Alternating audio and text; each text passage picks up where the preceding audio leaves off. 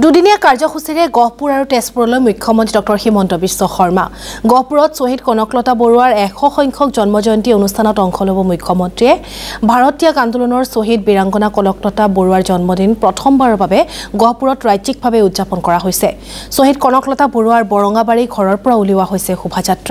শোভাযাত্ৰাৰ অনুষ্ঠানত উপস্থিত মন্ত্ৰী বিমল বৰা মুখ্যমন্ত্ৰীগৰাকীয়ে ঐতিহাসিক গহপুৰ থানা আৰু শ্বহীদ কনকলতা বৰুৱা মুকুন্দ কাকতিৰ যুগল মূৰ্তিত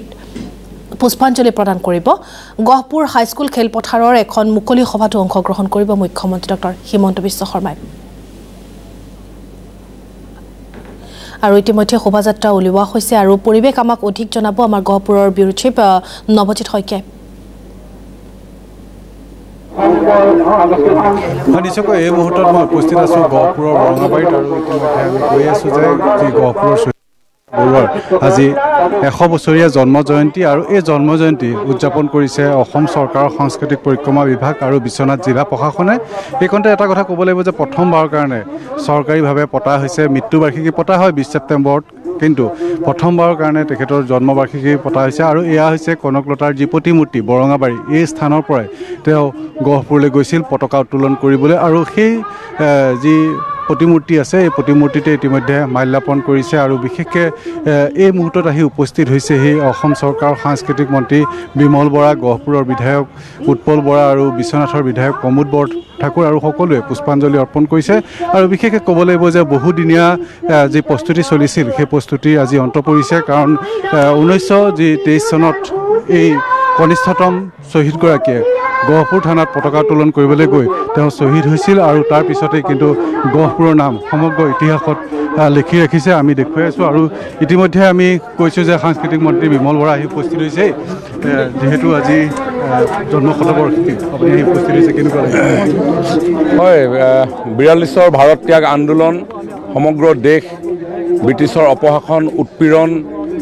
অত্যাচাৰৰ পৰা মুক্তি পাবৰ কাৰণে যেতিয়া স্বাধীনতা সংগ্ৰামত জঁপিয়াই পৰিছিল তেতিয়া অসমৰ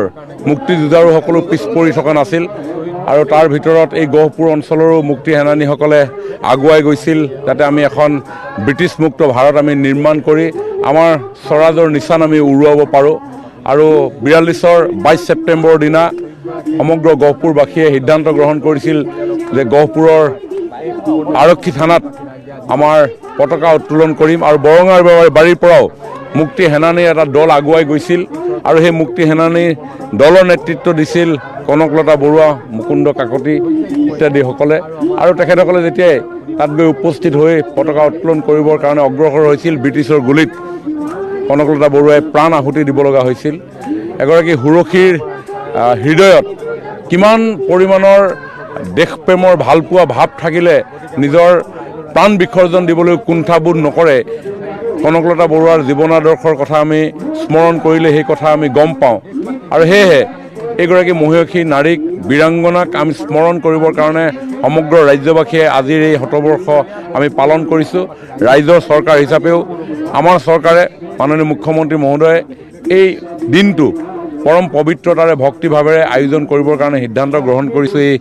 গহপুৰত আমাৰ উদ্দেশ্য যে এখন শক্তিশালী সমাজ যি স্বাধীনতা সংগ্ৰামীসকলে সপোন দেখিছিল সেই তেনেধৰণৰ সপোনৰ এখন ৰাষ্ট্ৰ যাতে আমি আজিৰ প্ৰজন্মৰ নিৰ্মাণত আমি অংশগ্ৰহণ কৰিব পাৰোঁ তেওঁলোকে স্বাধীনতা প্ৰাপ্ত এখন দেশৰ যে আত্মনিৰ্ভৰতাৰ সপোন তেওঁলোকে ৰচি থৈ গ'ল আজিৰ প্ৰজন্মই সেই আধাৰৰ ওপৰত থিয় হৈ ভৱিষ্যতৰ এখন শক্তিশালী অসম শক্তিশালী ভাৰত আত্মনিৰ্ভৰ অসম আত্মনিৰ্ভৰ ভাৰত নিৰ্মাণৰ দিশে আমি সকলো অগ্ৰসৰ হ'ব লাগিব আৰু তাৰ বাবে নিশ্চয় আমাৰ ইতিহাসক স্মৰণ কৰিব লাগিব বীৰ বীৰাংগনাসকলৰ জীৱন গাথাক আমি স্মৰণ কৰিব লাগিব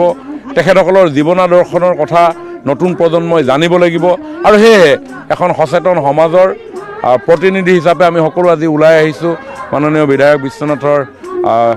বৰঠাকুৰ ডাঙৰীয়া স্থানীয় বিধায়ক উৎপল বৰা ডাঙৰীয়াকে প্ৰমুখ কৰি সহস্ৰজন আজি এই বীৰাংগনাৰ প্ৰতি আমি শ্ৰদ্ধা জনাবৰ কাৰণে আমি আহিছোঁ এইকাৰণে যাতে আগন্তুক দিনত এখন শক্তিশালী আত্মনিৰ্ভৰ অসম আত্মনিৰ্ভৰ ভাৰত আমাৰ মহিলাসকলে আগুৱাই লৈ যাব পাৰে আৰু তাৰ কাৰণে মাননীয় প্ৰধানমন্ত্ৰী নৰেন্দ্ৰ মোদী ডাঙৰীয়া মাননীয় মুখ্যমন্ত্ৰী ডক্টৰ হিমন্ত বিশ্ব শৰ্মা ডাঙৰীয়াই বিভিন্ন ধৰণে মহিলাসকলৰ স্বাস্থ্যৰ পৰা শিক্ষাৰ পৰা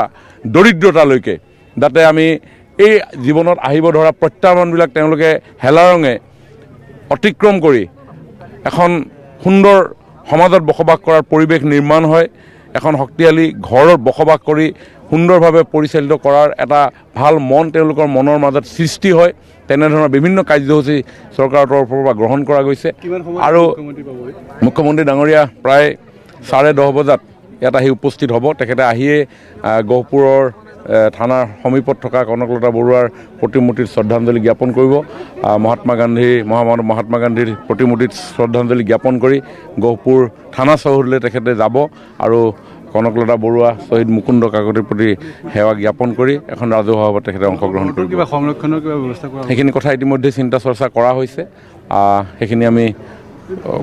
পৰৱৰ্তী সময়ত আমি আগুৱাই লৈ যাম নিশ্চয়কৈ আমি দেখুৱালোঁ এয়া হৈছে সাংস্কৃতিক মন্ত্ৰী বিমল বৰা আৰু বিশেষকৈ ক'ব লাগিব যে ইতিমধ্যে গহপুৰৰ বিভিন্ন প্ৰান্তৰ লোক আহি উপস্থিত হৈছেহি কাৰণ জন্ম শতবাৰ্ষিকী মই পুনৰবাৰ উল্লেখ কৰিছোঁ যে 20 ছেপ্টেম্বৰত উদযাপন কৰা হয় মৃত্যু দিৱস কিন্তু জন্ম জয়ন্তী উদযাপন কৰা হোৱা নাছিল কিন্তু প্ৰথমবাৰৰ কাৰণে উদযাপন হৈছে মই বিধায়ক হৈছে কওকচোন আপোনাৰ দিনত এটা কাম হৈছে হয় এয়া আমাৰ গহপুৰ ৰাইজৰ কাৰণে বিশেষ এটা গৌৰৱোজ্জ্বল দিন আজিৰ দিনটো আমি কনকলতা বৰুৱাৰ আজি জন্ম জয়ন্তী উপলক্ষে 100 বছৰীয়া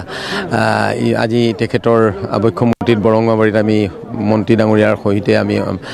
আজি শ্ৰদ্ধাঞ্জলি জ্ঞাপন কৰিছোঁ গহপুৰ সমষ্টিৰ ৰাইজৰ বহুদিনীয়া আৱেগ আৰু অনুভূতি আছিল কনকলতা বৰুৱাক ভৱিষ্যতে আমি ৰাষ্ট্ৰীয় প্ৰেক্ষাপটত নিয়াৰ যি পৰিকল্পনা অসমৰ মাননীয় মুখ্যমন্ত্ৰী ডাঙৰীয়াৰ যি বলিষ্ঠ নেতৃত্ব সেই নেতৃত্বক আজি মই গহপুৰ সমষ্টিৰ জনপ্ৰতিনিধি হিচাপে কৃতজ্ঞতা জ্ঞাপন কৰিছোঁ তেখেতৰ ওচৰত আৰু সাংস্কৃতিক মন্ত্ৰালয়কো মই কৃতজ্ঞতা জ্ঞাপন কৰিছোঁ এটা ব্যয়বহুল আৰু এটা এনেকুৱা চৰকাৰী কাৰ্যসূচী গহপুৰত আহি তেখেতৰ জন্ম জয়ন্তী পালন কৰি কনকলতা বৰুৱাৰ পৰিয়াল মুকুন্দ কাকতিৰ জ্ঞাপন কৰিছোঁ আৰু ইয়াৰ পিছতে তেজপুৰলৈ যাব মুখ্যমন্ত্ৰী ডক্টৰ হিমন্ত বিশ্ব শৰ্মা উখাপুৰ গাঁও পঞ্চায়তৰ বিকশিত ভাৰত সংকল্প যাত্ৰা অনুষ্ঠানত অংশ ল'ব মুখ্যমন্ত্ৰীগৰাকীয়ে